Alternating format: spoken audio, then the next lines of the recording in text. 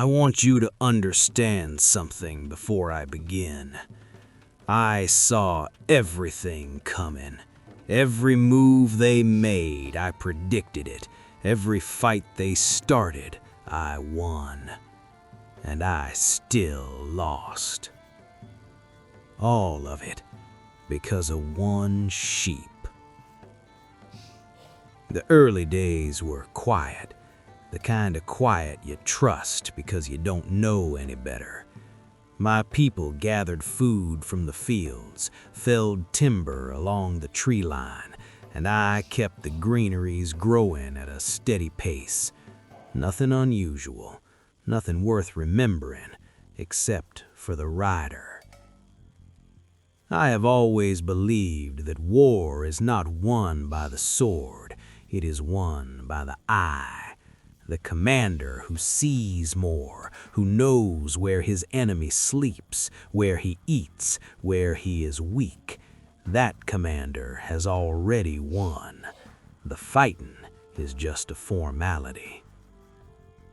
So I sent a scout out, circling the countryside, mapping every hill and thicket, marking where the rivers bent, where the forests thickened, where our neighbors had planted themselves.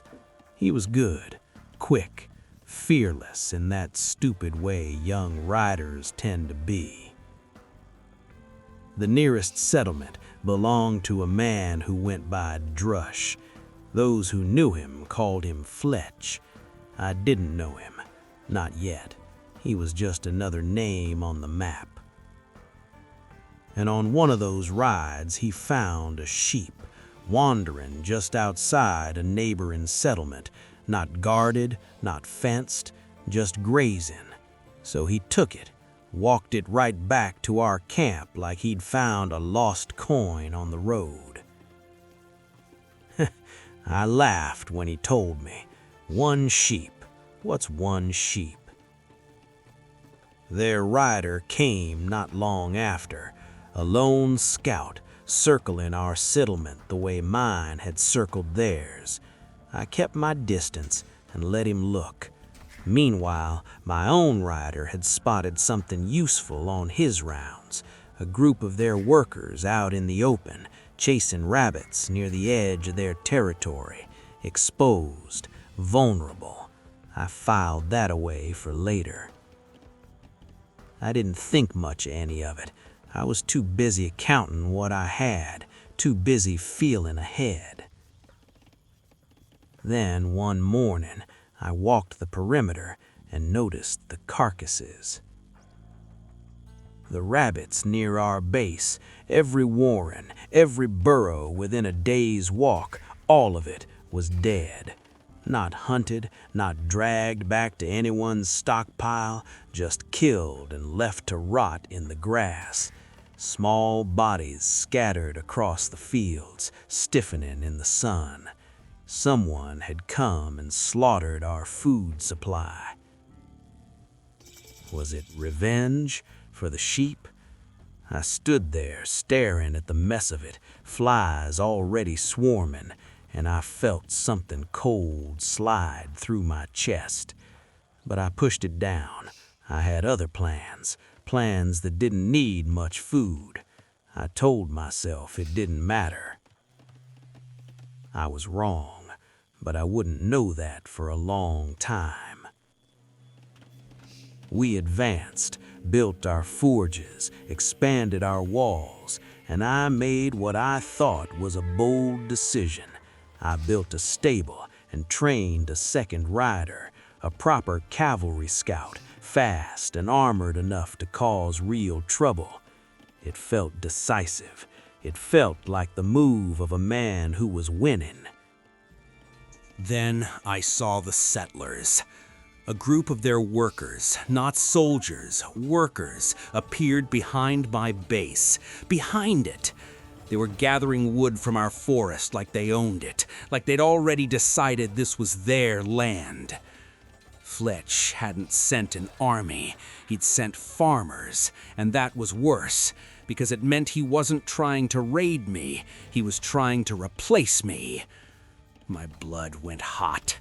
I sent every idle hand I had. This was my home, my territory. We had the numbers. We had the ground. Kill them. Kill every last one of them. That's what I was shouting. I could hear my own voice cracking with it. This raw, ugly sound coming out of my throat that didn't even sound like me. This is my land. You don't get to walk here. You don't get to breathe here. And we fought them. Tools against tools, fists against fists, the ugliest kind of battle there is. No formations, no strategy, just two groups of exhausted people swinging at each other in the mud. But I knew what they were doing. They wanted to plant a stronghold inside my territory, build a forward base right in my backyard. I'd read the play. I was ready. I wasn't ready. The workers didn't leave. They looped around, east behind the ridge, and more joined them. I tracked them from the hill, counted heads, told myself this was fine. I knew the plan. I was prepared. Then I saw it. One worker, just one, quietly laying the foundation of a stronghold behind my base. I almost laughed. We rushed him, killed him before the first wall was shoulder height. Easy. But the rest came flooding in, a wave of them, hammers and stakes, and before I could mount another charge, the walls were rising. The stronghold went up like it had been waiting underground and someone had simply pulled the stakes free. The arrows started, their stronghold raining fire on my people, on my base. We killed more of them in the chaos. We fought like animals in our own streets. But my base had stopped producing. My granaries were empty. My workers were either dead or fighting. I tried to tell myself it was worse for them. They'd lost more people than I had. They'd bled harder for this foothold than I'd bled defending it. But I knew. Somewhere in the back of my skull, behind the rage and the pride, I knew. We were starving, and the only food left was the rotting game outside our walls, the same carcasses I'd dismissed weeks ago, the rabbits they'd killed in the night, back when I thought it didn't matter. My people dragged those small, stinking bodies back to camp and carved what they could. That's what winning looked like. I had one idea left. If I couldn't grow my stores, I'd burn theirs. I built an archery range and trained 2 bowmen, all I could afford, and sent them to find the enemy's wood line. They found it. They started picking off workers one by one. For a few beautiful minutes, I felt the tide turning. Then the workers fought back. Not like workers, like cornered animals. They swarmed my archers with axes and hammers and whatever they could grab. My bowmen killed a few before they went down. Both of them gone. At home, the stronghold fight had spread everywhere. Workers from both sides dying in ditches and between buildings. I couldn't tell who was winning anymore. I couldn't tell if I had more people or fewer. One of my bravest, a man who'd been fighting since the first settlers appeared, chased a wounded enemy past the tree line. He didn't come back. An ambush. They were waiting for him. I should have known. When your enemy runs, it could be a retreat. It could also be a mouth, and you've just walked into its throat. I gathered what was left, enough timber to build a new base, northwest, near the forest, away from the wreckage. My people were gaunt, hungry. We hadn't had a proper meal in longer than I wanted to count. I set them to gathering food first, stone second. I had one more plan. Build a watchtower at their wood line, choke their lumber supply, buy time. But they had caught up. Their forges were lit now. Their settlement was growing while mine was limping. One day, I saw their workers wandering near our position. Not soldiers, not scouts, workers, walking the countryside with tools on their backs, eyes scanning the tree lines, looking for us. One of my people, brave, stubborn, ran out and chased them off, but they'd seen the smoke from our fires. They knew where we were. I raced to build the tower. They raced to build one of their own. They had more hands. Their tower went up first. We had no choice but to abandon ours. More of their people pushed forward. I watched from behind the palisade, counting them, and I felt the ground shifting under me. Not the literal ground, something worse. The feeling that the story you've been telling yourself, that you're ahead, that you're winning, that you see everything coming, is a story that's already ended, and you're the last one to know it. Then I saw the walls going up, another stronghold, right next to mine.